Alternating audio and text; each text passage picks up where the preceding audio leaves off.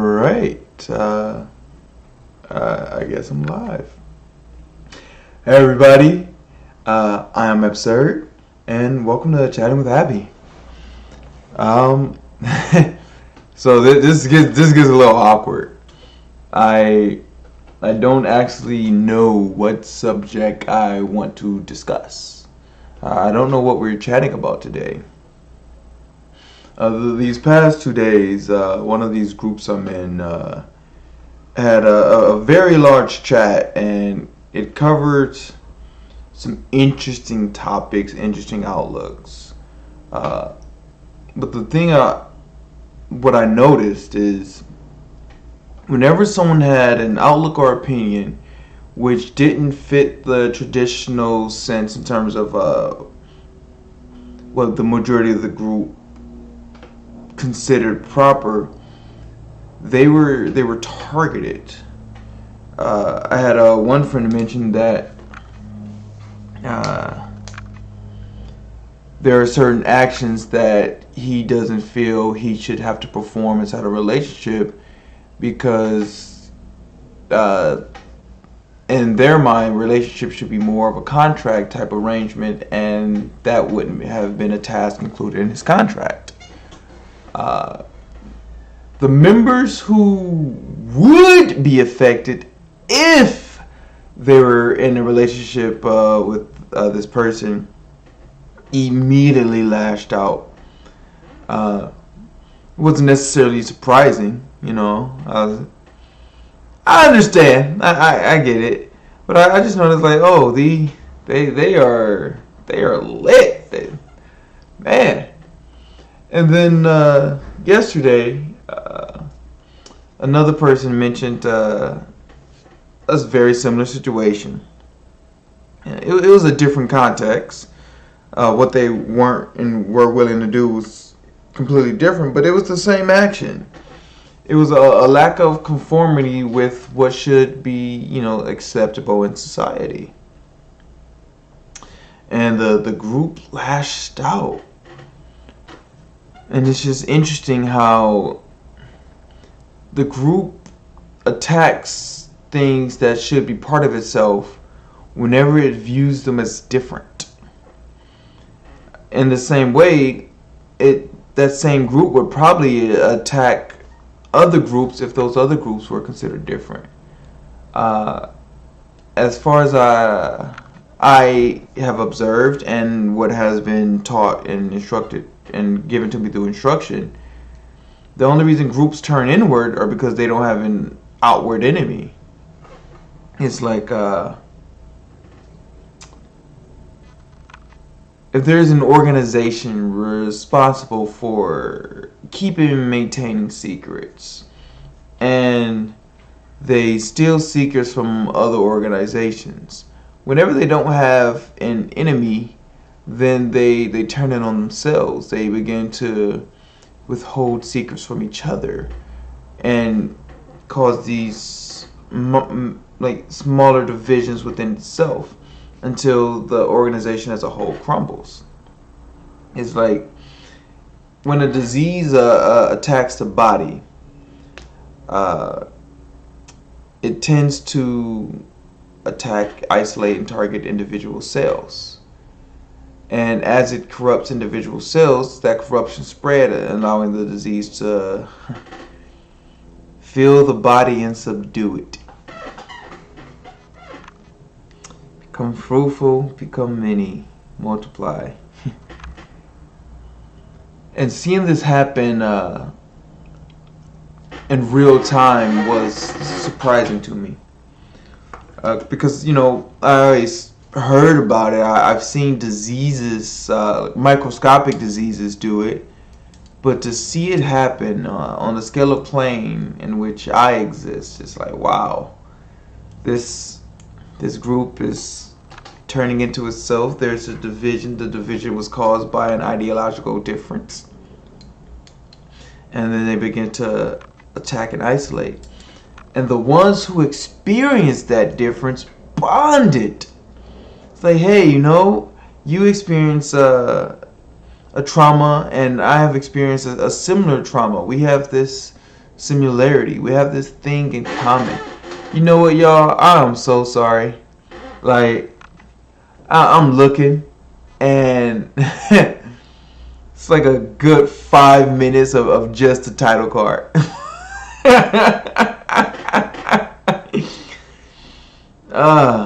I'm a bit fatigued. Because I've been staying and listening in on these conversations and participating in them. I've had my fair share of conversation. Because, like I said, I want to bring people into this conversation. And one person even said, "You know, Abby, you started it." I was like, "What do you mean? How did I start this barrage of meanness and attacks?" I was like, "Well, they're like, when I was describing what I was doing, you said it was boring." And I remember that moment. They were describing the things that they found interesting. I said, "Huh, that sounds boring." And then I left. And you know, that sounds boring. All right, see you guys. And I departed the conversation. And I come back, and to me, because I wasn't there, it seemed like an entirely different subject. And I just noticed that this person was the center of attention. I'm like, I wonder why they're still focusing on this person. I didn't even link it all the way back to when I said that it sounded boring. I did not understand the full impact that my actions would have had on the individual and on the group. I wasn't paying attention to the effect that I had on the environment around me. I thought I was simply stating an opinion, stating something that didn't sound interesting to me. I didn't know how others could use that opportunity to weaponize someone's identity against them. And I feel bad. I feel bad. I reached out to the person, but I don't know how to properly apologize, because I don't regret what I said. I regret not sticking around and elaborating on what I meant, to not leave room for misinterpretation, and to not disarm the weapons that were being formed in that process. Because if I was there, I think that I would have noticed, like, oh, they're starting to bully this person. I don't really want this to happen. I should do so. I should not let this person get bullied, especially right in front of me. Because if I were to see someone being physically bullied, or not even physically, if I were to see someone being bullied in my actual presence, I would intervene. I wouldn't necessarily try to fight the bully. Like, I don't think intervention has to do with answering violence with violence, but it's just, I can't do nothing. I can't just sit by and watch someone get bullied.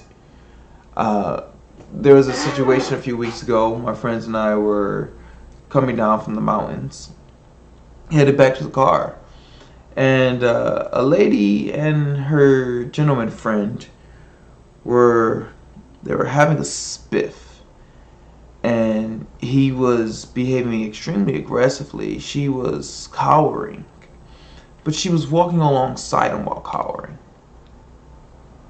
And through his body language, like, man, this is he's ramping up the aggression. And it's like, once he realized he had an audience, he began to perform and put on a show and put his finger right in her face.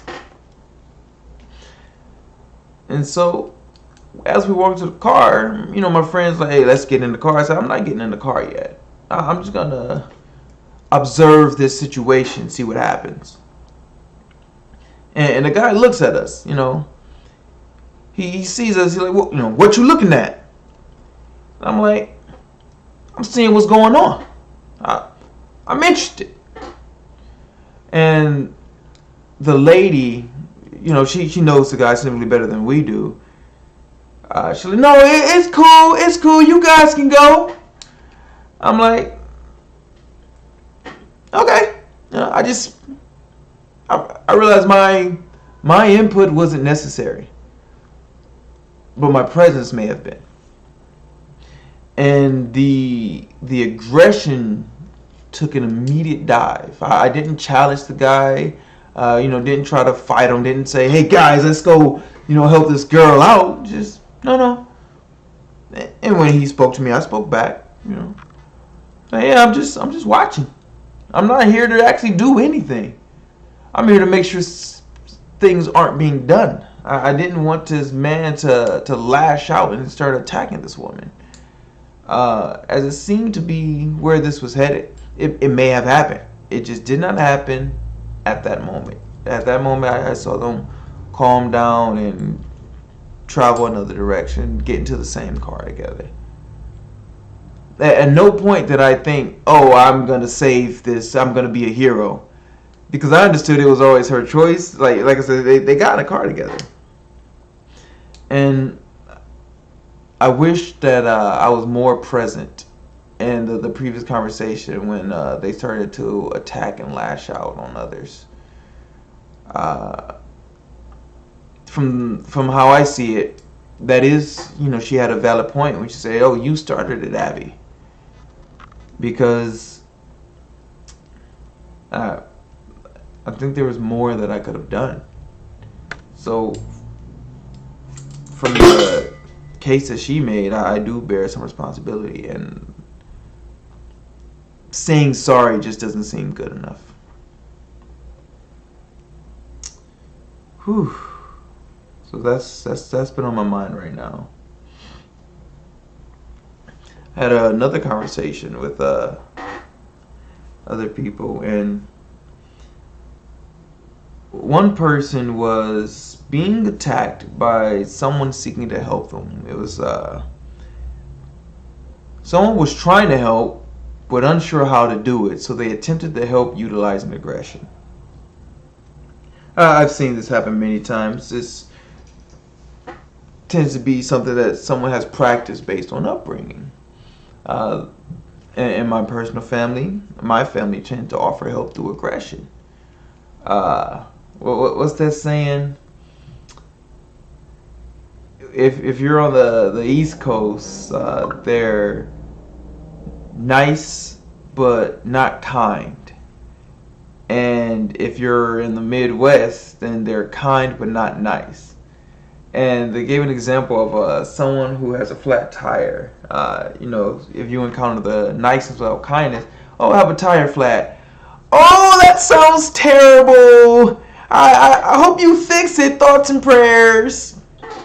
But when you find kindness without niceness, you fucking idiot. You fucked your tire. Alright, stand to the side. I got my tools in the back. I'm gonna go fix your tire for you. And when they mentioned the conversation, that's what I saw happening. Like, oh, this person is trying to help, but they're being mean as they help. It's like being a help is an inconvenience, but it's still, your duty to help anyway, even if it is an inconvenience, because you have those capabilities. And the group were attempting to weaponize the situation against the person offering help. Like, oh, let's get angry. And as I read the situation, I'm like, well, I understand why you're angry. I would probably experience anger if someone, that's not necessarily true, because I see through it, but I can understand why someone would be angry if they're being attacked. If someone's, calling you out a name and comparing you to things that are blatantly untrue. I completely understand how that causes anger. And I had to mention, no, I understand the anger, but can you see past your own emotions? Or are you looking at yourself and how it impacts you and stopping? Or are you looking at what the person's actually doing? And the other person in the group was saying, oh no, you have to feel validated. You have to be right. You have to make sure that they treat you like you're special. This is the problem that's occurring. This is the problem that the other person was mentioning.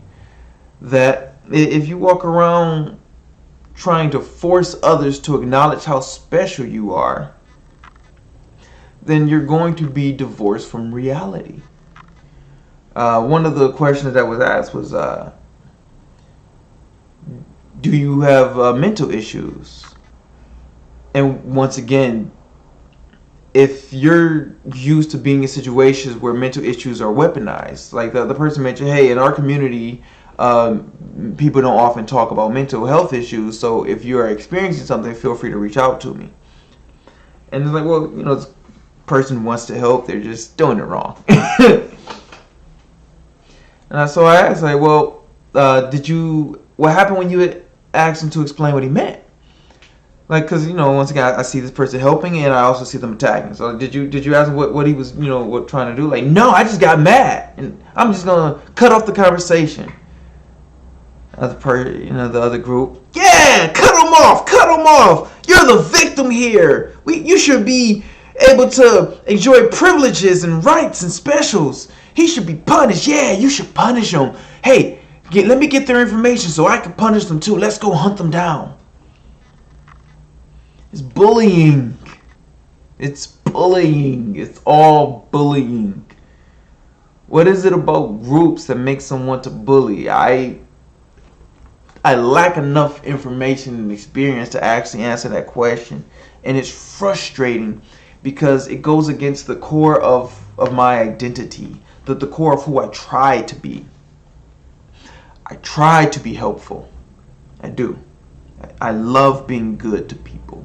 I love treating people with niceness. I love treating people with kindness. I love showing empathy and compassion.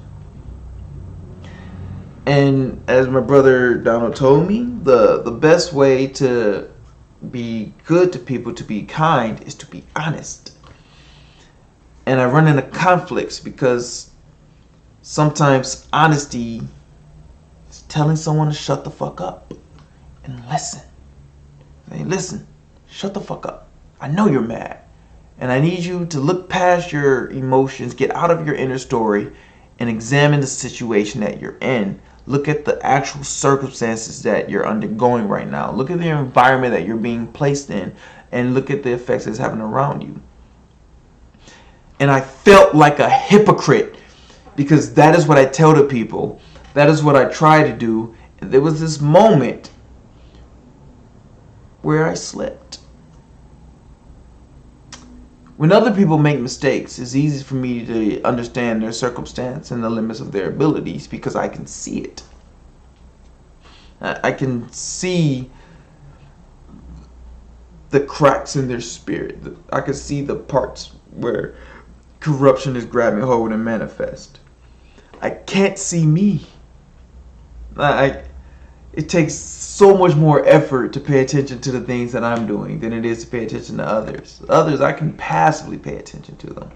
With myself, I have to focus. And when this person came to me and told me these things, it's like, Abby, you made a mistake.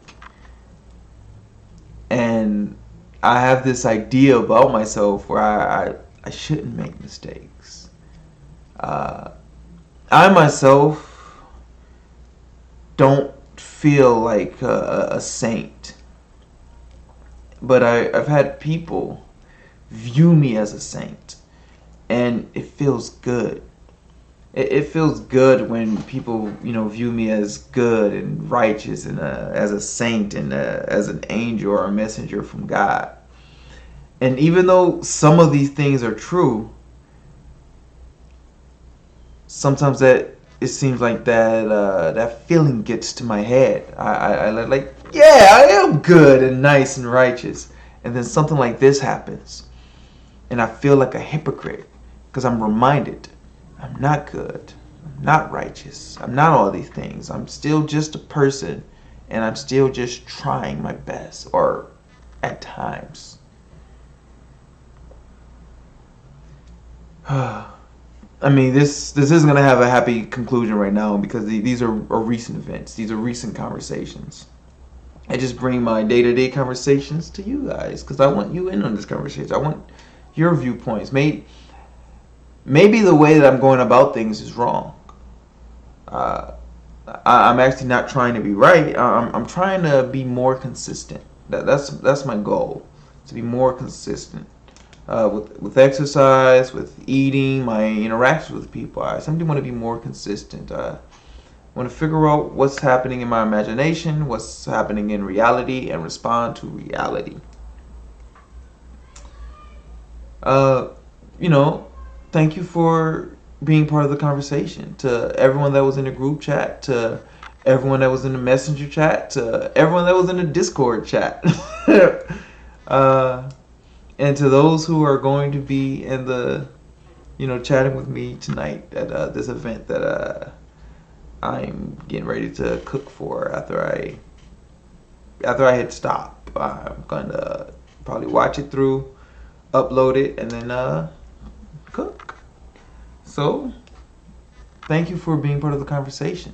If you aren't part of the conversation, feel free to comment below, like and subscribe. Share your thoughts with me. Ask me questions. I don't mind. Sometimes I don't know what I'm gonna do with these things. I just want to do it because I said I would. In the same way that if your car breaks down, yeah, it's an inconvenience to help you. It definitely inconveniences me to help you. But if I have the capabilities, I'm gonna try. Alright, hit me up on Facebook. Name is Absird Charles. Hit me up on Instagram if you want to support the more business side. I tend to promote my business on Instagram, helping make music, helping make smiles, and helping make life easier. ABSIRD. Oh, I'm sorry. That one had nothing to it. Oh man. Oh. Sometimes I do want to edit these, but I kind of like the raw feel. ABSIRD on the Cashapp. Help me continue to buy food. If you want to buy Erin some dog treats, she's asleep right now, so I don't actually want to go put her on screen because I like it when she calm. This girl loves to play. I like to play too, but she got way more energy than me. I spend my time on the computer. She spend her time running around. Want to go outside and chase birds. All right, Abby.